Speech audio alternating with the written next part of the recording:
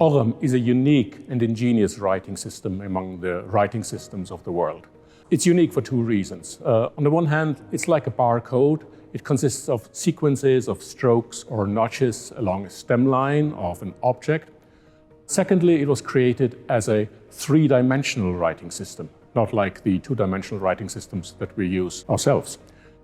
The Ogam script was probably invented in the 4th century AD. We are not completely sure about the time and also not completely sure about the place.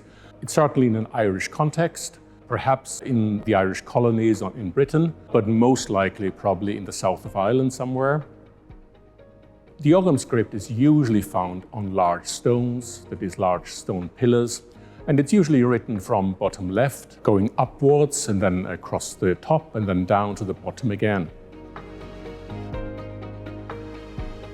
The actual letters of the Ogam script consist of strokes or sometimes notches along the stem line. And the stem line is usually the edge of a stone. And if you, for instance, make a single stroke to the right of the stem line, that's a letter B. Or if you make two strokes along on the right side of the stem line, that's L, or three, that's V, and later F, etc., etc., etc. However, even though the script looks so different from what we are used as a writing system, it's actually clear that there is a knowledge of Latin writing that lies behind it. And whoever invented the script did it on the basis of the Latin writing system. That's clear on the one hand from the very fact that Ogam is an alphabetic script. At the same time, Ogam is not simply a cipher of Latin into strokes and notches, but there was a real phonological analysis done by whoever invented the script, so that the letters match the Irish language of the time, which we call Primitive Irish, very, very closely.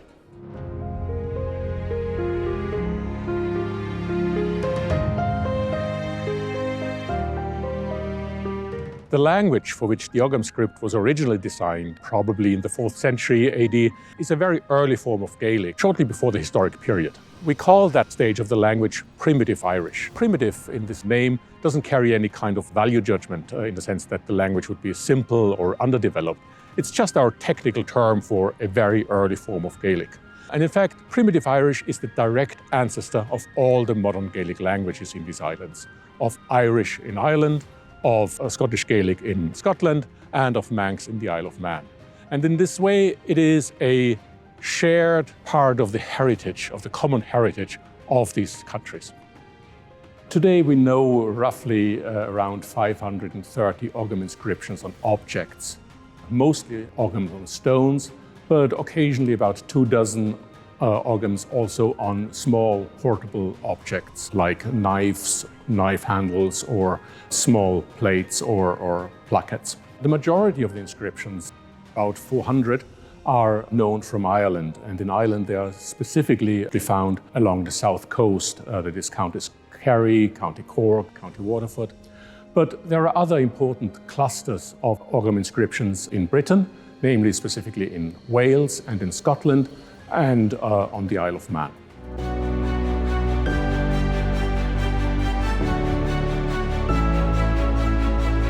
The oldest surviving examples of Ogam date from about the 4th century, so the script is maybe a generation or two older than that. So it's something that was invented in the late Roman period. The majority of the examples that survive today are Ogam pillars, like the ones we're recording and making 3D models of, and those date mostly from the 5th, 6th and the early 7th century. After the 7th century, Ogam went out of fashion as a monumental script, and instead people used the Latin alphabet, the Roman alphabet, to write Irish. But Ogam was still known, and we have a smaller number of examples from the 8th and 9th century on portable objects, and that gives a good indication that ordinary people still had some knowledge of the script.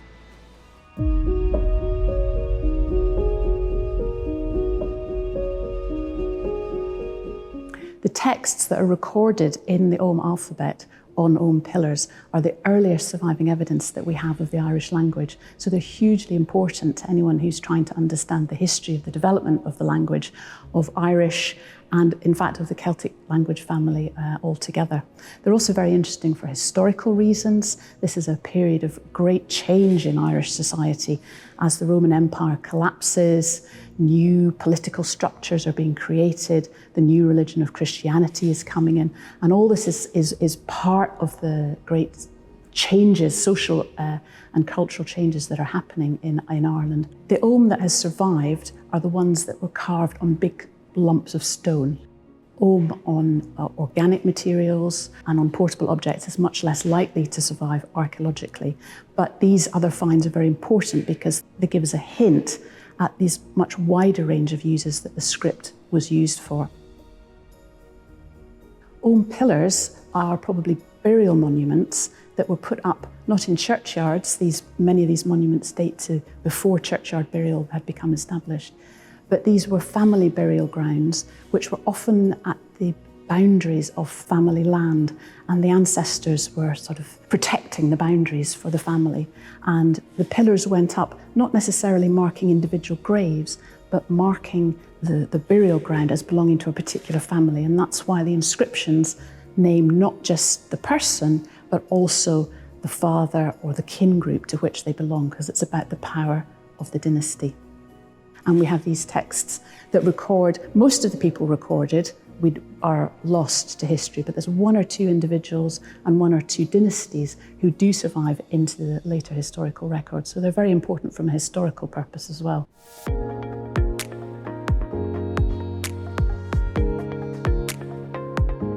The project is a collaboration between the University of Glasgow and the University of Maynooth. It's funded jointly by the Irish Research Council and the UK's Arts and Humanities Research Council, and it runs for 3 years. And our aim is to bring a range of digital technologies and techniques to bear on understanding, improving our understanding of all things Ogam. So all kinds of inscriptions, manuscripts, all kinds of things written in the Ogam script. One of the main aims of the project is to create an online database of all examples of the Ogam script in Ireland and in Britain, and that's a total of over 600 different items, mostly stone monuments like this one, but also portable objects and some examples written in the margins of manuscripts. And we're going to be adding our 3D models to this database so that they're open for anybody to study, whether their interest is archaeological or linguistic, or whether they're from a local area and would like to find out more about the Ogam where they are.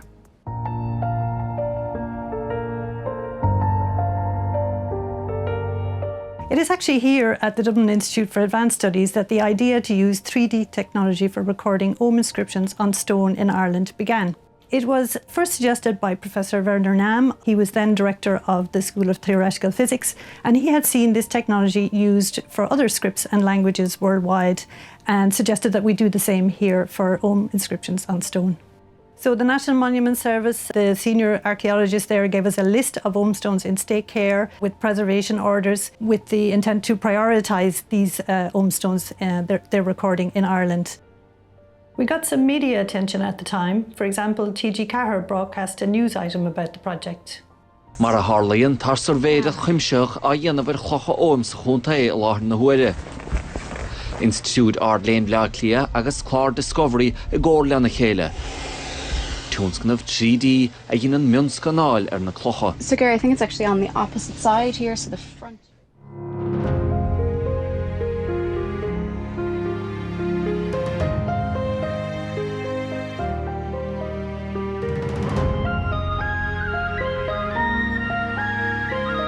And we're here at Gartree in County Antrim on the shores of Lough Neagh to record an Ogam pillar for the Ogam project.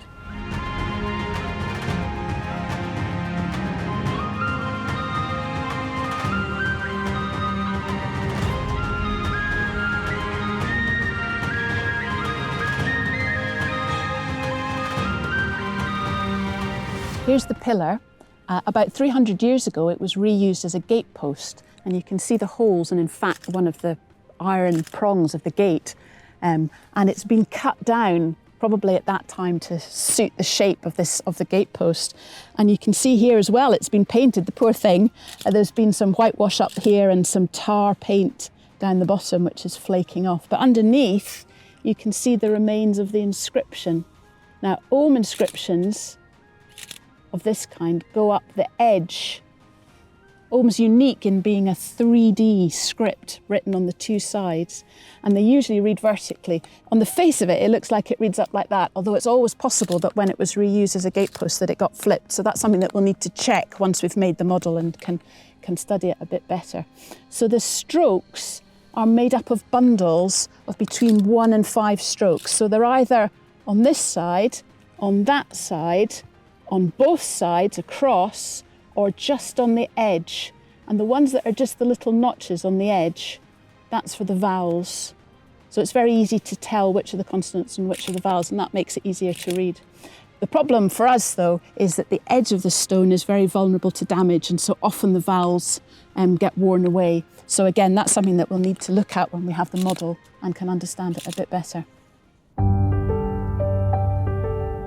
Although most of the surviving Oghams are on stone, the shape of the script itself suggests that it was probably created to be used for carving on sticks. And in fact, it's very easy to quickly carve a short inscription. I'll just show you. The shape of the script suggests that it was probably invented to be carved on little wooden sticks like this. Carve off the bark, give yourself a little edge to carve on, and then the letter strokes are either side of this sort of central ridge, if you like. So I've done an N there, 1, 2, 3, 4, and then an E. Now I'm doing a T, so that's 3 strokes together. I want to do another T. I'm going to leave a slight space so you can tell it's 2 3s and not 1 6. That would be a bit confusing. And then a netta. That's the first half of a name that's very common, or a form of name that's very common, and is the text that's carved on the stone that we're recording today in the Ulster Museum. So what I'm doing here today is I am 3D recording this Ogham stone here, and I'm using photogrammetry. So that involves taking lots and lots of photographs. So I've probably taken about 350 photographs of this stone today from all different angles. And as you put those photographs through the software, it will look for features that each of those photos have in common, and it will derive the geometry from that. 3D models can be used for a lot of different things. Like, you can take the color off, which is actually quite useful. It turns out that color is actually quite distracting in the field, and you don't get to look at that geometry underneath. So you can understand the carvings a lot better. And you can use them for a lot of different analyses that you can't do out in the field. So you can take a stone that is in Ireland and compare it to one that is in Scotland side by side without having to move it at all. So one of the uses of the 3D data is that you can actually use it to 3D print miniature replicas of the stones. And this is one that we actually printed in the school. We got a 3D printer, and I use these 3D models for giving talks in schools, and it makes it much easier for children and for everybody to see the actual inscription and the way it wraps around the edge of the stone.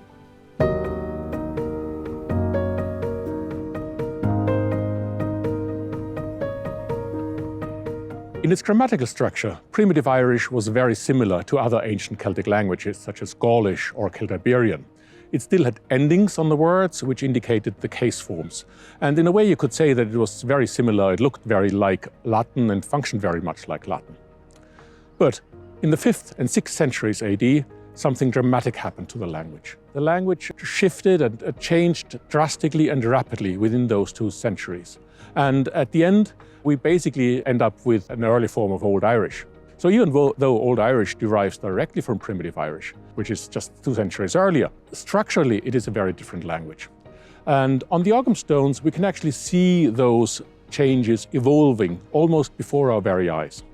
Occasionally we find the same name across several stones, illustrating actually the various evolutions of the name. So there's this very nice example where we have a name which can be reconstructed as Proto-Celtic Luchudikos, which probably means something like the one pointing out the god Lugh.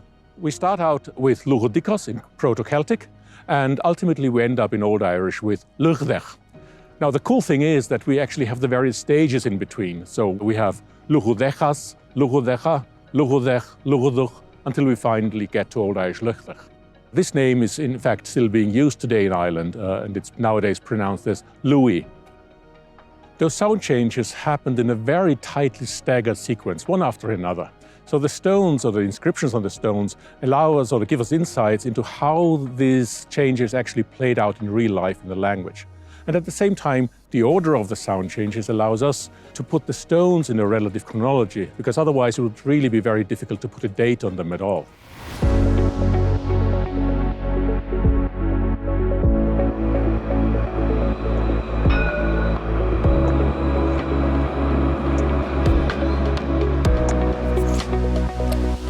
So Ogham script doesn't just survive on stone monuments. We also have many examples of the writing system in manuscript sources dating from as early as the 9th century all the way up to the modern period. And one of the earliest examples of so-called manuscript Ogham is found in an early 9th century mass book known as the Stow Missal, which mainly consists of Latin texts, but also includes some material written in Old Irish. And at the end of a page containing excerpt from the Gospel of John, the scribe has written a brief note in Latin within which he signed his name in Ogham script. And the Stow Missal signature, Ogham signature, also illustrates how the original script system, as it was designed for stone monuments, was adapted to suit the format of the manuscript page. So instead of being written and read vertically, as it would have been on many stone monuments, the characters of the script have been arranged along a horizontal stem line and can be read from left to right. And we also tend to see an expanded number of letter symbols in manuscript Ogham as well. So another context in which we see Ogham scripts appear in some of the earlier manuscript sources is within discussions of Latin and Irish grammar or foreign alphabets. And we can see an example of that here in this manuscript known as the Book of Maynooth, which is a large compendium of learning in the Irish vernacular compiled around the late 14th century. And here we see the commentary to a grammar of the Irish language, where the scribe has written out the symbols of the Hebrew, Greek, and Roman alphabets side by side, followed by an explanation of the origins of the Ogham alphabet and an illustration of that script at the top of the next page. The text that's placed immediately before this Irish grammar in the Book of Maynooth is probably one of the most visually striking examples of manuscript Ogham, and seems to have been the starting point for a long-standing association between the script and ideas about cryptography and secret writing. And this tract is known as the Book of Ogham and consists of over 100 different variations of the standard Ogham alphabet, most of which involve either changing the appearance or position of the letter symbols or other kinds of cryptic devices like substituting or rearranging letters from their normal sequence. We sometimes find manuscript Ogham in rather unexpected places, such as this early 16th century compilation of medical learning written by an Irish doctor from North Connacht. And the text you see here is an Irish translation of fairly standard Latin teaching on uroscopy, the diagnosis of illness through examination of urine, but the scribe has occasionally switched from Roman to Ogham script in the middle of a line, and sometimes even in the middle of a word. There doesn't seem to be any particular cryptic intent behind this practice here, and it's possible that this medical scribe was simply script switching for amusement or distraction while copying what he might have considered to be some kind of tedious or technical material.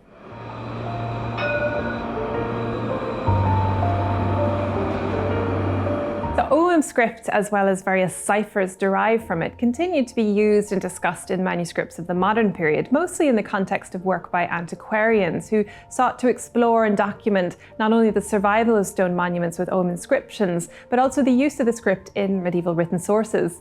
And here you can see one of the notebooks which belonged to the Cork antiquarian John Windell, who had a particular interest in Ogham. He included many sketches of Ogham stones that he viewed during his travels throughout Munster, and he also copied pages on Ogham from sources like the Book of Maynooth. Later sources like this point to the long-standing interest shown by scholars of the modern period in preserving this important aspect of Irish heritage. Ogham never died out as a writing system, but it was always remembered and passed on. Therefore, unlike other ancient writing systems, it never had to be deciphered by modern researchers. And even in the modern period, even today, it is still being used for ornamental purposes or for art installations. We hope that the Ogham project creates new interest in the Ogham script and that it keeps a tradition alive that has been important for this island for more than 1,500 years.